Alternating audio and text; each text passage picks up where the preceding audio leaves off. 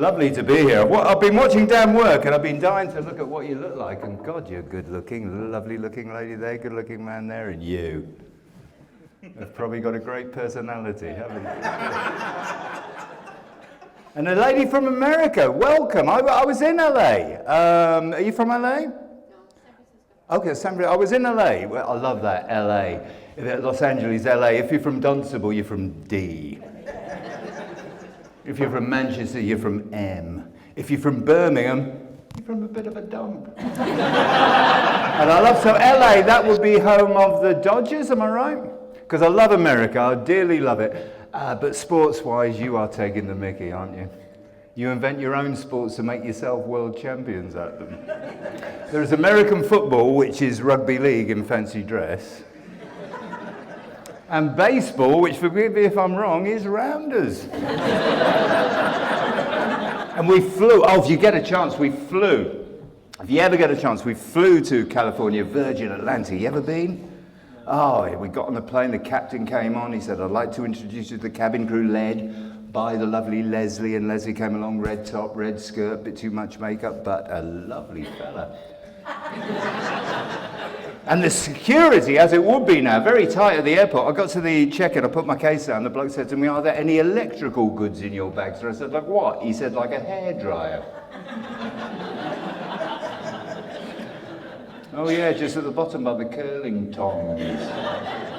Different ages as well, I like that. We've got the young people, we've got the older people. So you're not old, don't worry. I became a granddad last year. How about that? My daughter showed me the baby, said, Daddy looks just like you. All babies look like me. It happens, you'll know this. It happens. You get past about 50, I can't remember anything. Every conversation I have now has become like a quiz. We went to that pub, what's it called? With that bloke, what's his name? Remembering faces is like the picture quiz around the pub quiz. I know her, I saw her last Christmas, she's your mother. And I'll tell you the very worst thing. You know when you're on a website and they want your year of birth and there's that column of years. I have to go down, down, and down, and down. And I've already been down once to get United Kingdom, which is just between Uzbekistan and the United Arab Emirates. And the other day I thought, I'll have a look, I'll see just how far down these years go. Look yourself, I couldn't believe it, 1903. Who in God's name is going to be on the internet who's 116 years old? Especially when the website was Friends Reunited. They shouldn't be pushing a mouse around a table, they should be pushing a glass. Is there anybody there? And so I'm getting older, I'm a granddad, I've got 4 kids, 3 boys, 3 girls, 1 little boy, 22, my youngest. You see, I loved them when they were little. Too many questions though. When my son was 9 or 10, he used to ask me so many questions, I was thinking of lending him to the police to help crack difficult suspects. Where were you last night? It was in my house. Is it a big house? Is it the biggest house in the world? How many windows are in your house? Is there more windows in your house than any house in the world? Can you get an elephant in your house? Can you get 2 elephants? Could you get the biggest elephant in the world in your house? Can you ride on the biggest elephant in the world? I don't know! Where were you last night? I don't know! You said you were in your house. Book him. Embarrassing things as well. I remember once, years ago, he came to the bedroom, very early hours of the morning, and he said to my wife, why were you doing that? And quite frankly, I wanted to know, because I was in the kitchen making a cup of tea at the time. And of course, as the kids have grown up, the parents will know this, I've done the school run, my wife's been out to work, I spend a lot of time watching endless daytime TV. Oh my God, if you hadn't thought about dying, you do when you watch daytime TV. Oh, it's will making, stair lifts, walk-in baths with doors. Why doesn't the water come out? I was watching the other day and suddenly, this was frightening, you don't know, you're 20. I'm watching TV the other day, no one's in the house, everyone's out, and suddenly, I said out loud, think I'll have a cup of tea. Talking to myself. Senility. Like those old couples you see on buses and trains, not actually having conversations, just commenting one word, everything they see out the window. Tree. Cloud. Motorbike. My grandma was like that. I'll tell you about my grandma. She was from up north, my grandma. And she's been passed away many years ago now, but I did love her, and we got over a very embarrassing situation, actually. I remember once, many years ago, I saw my grandma naked. It was embarrassing, but we talked about it, and I never went back to that strip club again. But whenever we went anywhere, she used to sit in the back of the car.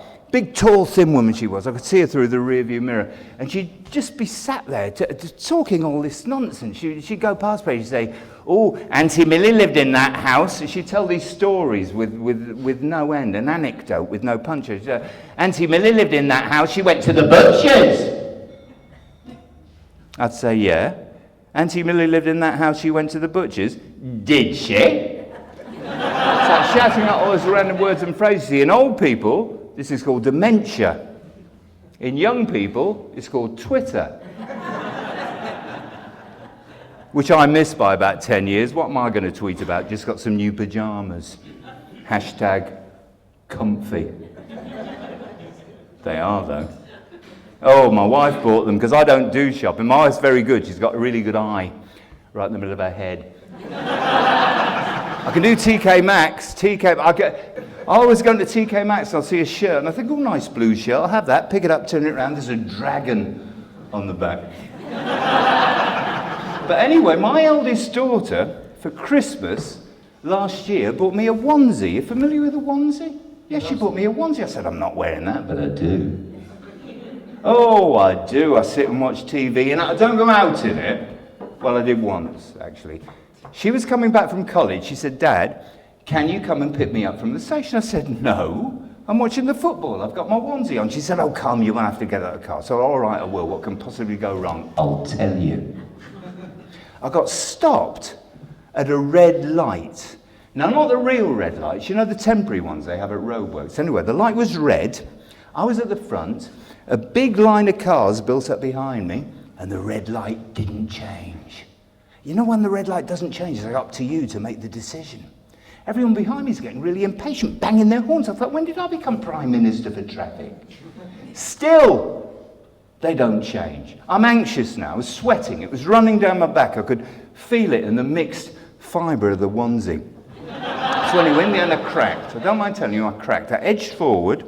I got stuck in this box junction, and suddenly I am the idiot of the junction. Everyone screaming and shouting. This psychopath gets out his car and comes walking towards me. I'm just about to get out and confront him when I remember I've got my onesie on. Now this is a game changer, because I go from possibly hard-looking bloke with a bald head to old bloke in baby clothes. And then I forgot where I was going in the first place. And it's a funny thing that happens as we get older. As we get older, we always think everybody else is changing, but we remain the same. I think that's why people in old folks' homes always look so startled. They're looking around thinking, what are all these old people doing? I'll tell you what they're doing. They're collecting rubbish, because I do. I've got so much rubbish at home.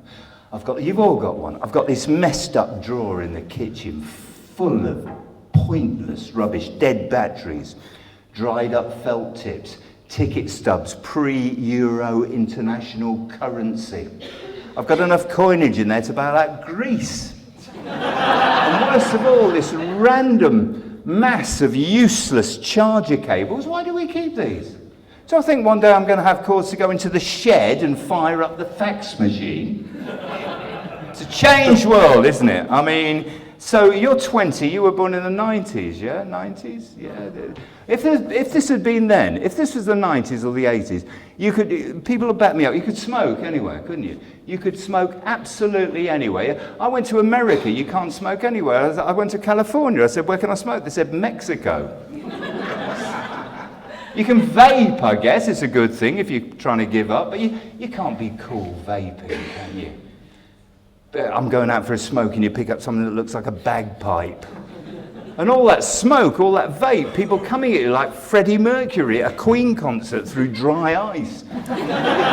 What's Barry doing? Don't know. I think he's talking to the Apaches. And we didn't have when did mobile phones come out? Probably they were just starting in about the end of the 80s and 90s. I must tell you this, actually. This is an iPhone 5S. It's not a spectacular phone. It's a perfectly normal phone. But I got a text the other week. You know when you get a text and they don't say who it is, like an anonymous text. I got this text, let me get this right. It just said, I'm in town, let's have lunch. I thought, who the hell are you? You can't text them back, who the hell are you? You're not worthy enough to be in my address book, so I thought, I've got to be clever here. So I texted back, sounds great, how is everyone? I got a text back a minute later, who the hell are you? But this has, and you're a young man, so this isn't incredible to you, it is to me. I can talk to this phone. Siri, this has voice recognition technology. I can talk to this phone and it understands me. It understands me about as well as an elderly woman with hearing difficulty. Call Kev. Kiev is the capital of Ukraine. Kevin. Pat Nevin was a Scottish footballer who played for Everton and Chelsea. Kev, you silly witch. The weather in Ipswich. My landline went the other day, my landline. I almost had a heart attack. I thought it was my mother, either my mother or a cold caller. Luckily, it was a cold caller. Not just any cold caller. Ooh, good God, no, not just any cold caller. It was Sanjeev, calling from an international computer firm, wanted to know, did I have a few minutes to talk about Windows? Don't put the phone down, they called back. I said, no, Sanjeev, I don't have a few minutes. I've got hours. But I'd like to start with a question of my own. Sanjeev, what are you wearing? He didn't call back. I haven't got time for this, Sanjeev. I'm a busy man. Places to get to, appointments to get to. The doctors the other week. I went to the doctors the other week. Listen to this. I went to the doctors the other week. I had a sore throat. I told him the symptoms and he Googled it. I could do that. In fact, I already had done. Siri, what can I do about a sore throat? A small stoat is a mammal. Related to a weasel. The 80s, different. You remember the 80s, don't you? Different world, different. Would you think it was good? Better? You couldn't get Wi-Fi. You couldn't get a cappuccino. It was just tea or coffee. Now you can't move for coffee. Cappuccino, frappuccino, espresso, latte, doppio. And you go to Starbucks, one of them, you've got to ask for it in Italian. You're not supposed to say big, you're supposed to say grande. I feel such an idiot. Grande. Do you think there's a cafe in Milan where people go in and go, buongiorno! I would like a meat pie. And a massive cup of char. Prego. In Italy, they'd probably sing it, wouldn't they? I would please like to buy a steak and kidney pie and a tango. It's one of the great things of this job, though, traveling. I mean, I'm in Dunstable tonight. I said before I was in the US, and we travel all over, you know. Not that long ago, maybe 18 months, I did this big expat thing in Tokyo. God, it was so exciting, Tokyo. I'd never been. I didn't know anything about Tokyo. I didn't even know what the climate was going to be, although I did ask Siri. But by that time I was thinking laterally. I thought, I know how I can beat you, Siri. So I said, I know how I can get the climate in Tokyo. Siri, where can I buy leather from a van? The weather in Japan.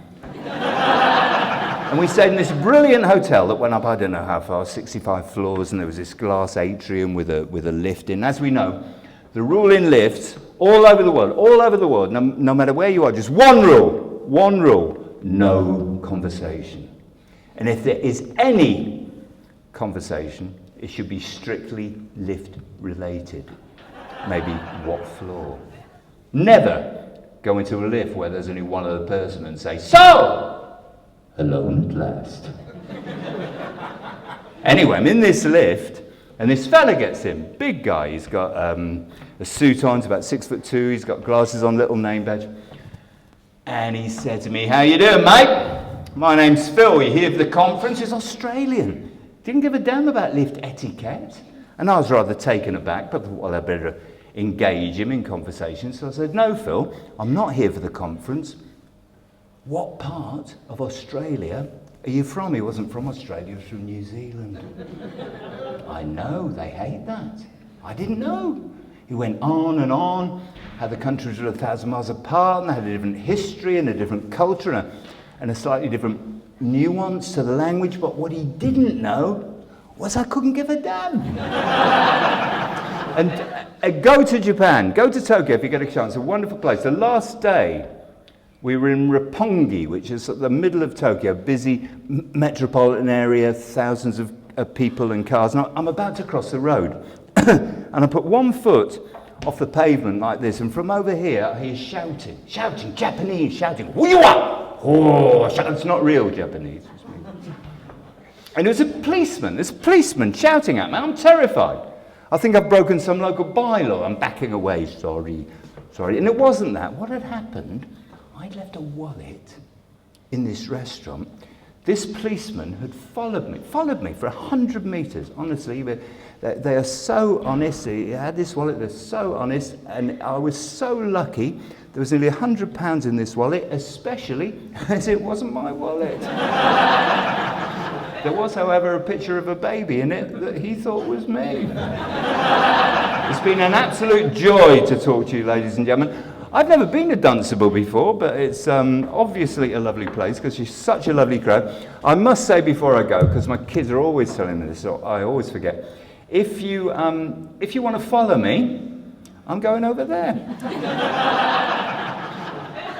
But thank you very much and goodbye. Thank you.